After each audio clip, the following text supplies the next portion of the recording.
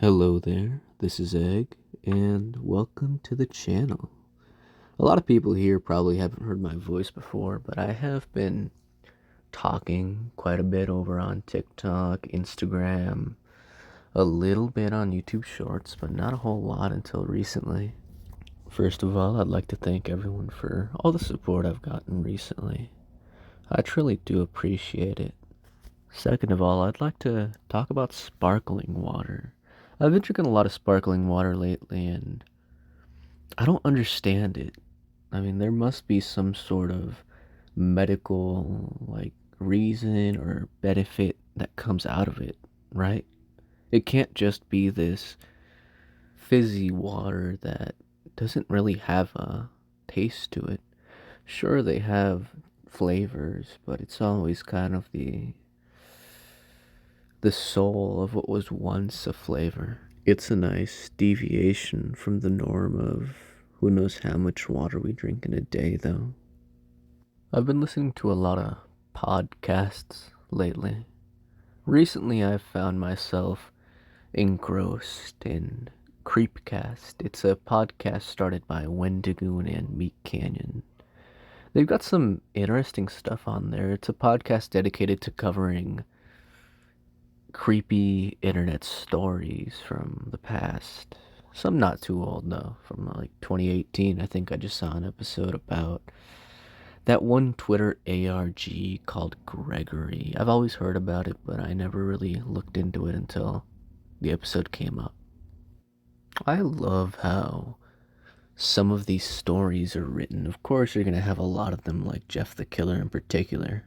Really popular old internet story, but the writing is horrible. The story just doesn't really make a whole lot of sense, but I guess it is and was interesting back when I was like 13. I love how I was able to draw a little kitty cat right there. That little bottom portion, I started off with just the nose, added a little bit of I'm not sure what they're called, the little mouth folds, the little circular kind of pointed things that are in front of the nose. Not really pointed, but I say pointed because they imagine a circle and then a triangle pointed towards the tear duct. That's kind of what that part of the cat is. Aside from the cat, I don't really think of much when I draw. I don't know if you can tell, I'm kind of just making lines here and there. It's a style that I started doing back in high school. I remember one day, though, a day that changed my art forever. I showed my friend these little doodles I had been making. They weren't anything too elaborate, and honestly, I didn't really know what I was doing. I had just looked up abstract art on Google to do for a school project, and I liked the randomness of it, so I continued making these little doodles here and there. And upon showing my friend these doodles, he told me that it reminded me of a guy on YouTube, a guy named Peter Draws.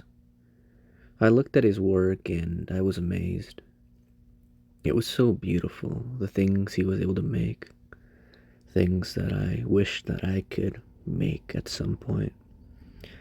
And for the next 3 or so years, I spent hours upon hours upon hours just trying to recreate even a modicum of what he had done. After spending so long trying to grasp at his style, I came to the realization that no matter how much I try, I won't ever be able to replicate it exactly. So I gave up trying. Even though I gave up trying to copy Peter's style, it's still pretty obvious that my current style is very much influenced by all that time that I spent trying to be him. Except for the cats, of course. The cats are the only thing I make that is genuinely just me. Nobody taught me how to draw cats. I never looked at other people for inspiration on how I can draw cats. I just started, and through trial and error, I found a formula that works. And I will say I couldn't be happier. I'm glad that I have this outlet, this audience to an extent. Not a huge audience, but those of you who are there, and to the one person that makes it this far into this far too long video, even though it's only 7 minutes long, thank you. And I hope you stick around. I can't lie and say I wasn't a little nervous talking for so long. I mean, I'm nervous talking even for my 30-second long TikToks or my minute-long Instagram videos. But I guess I have been doing this for about a year now. There comes a point where I have to get comfortable, right?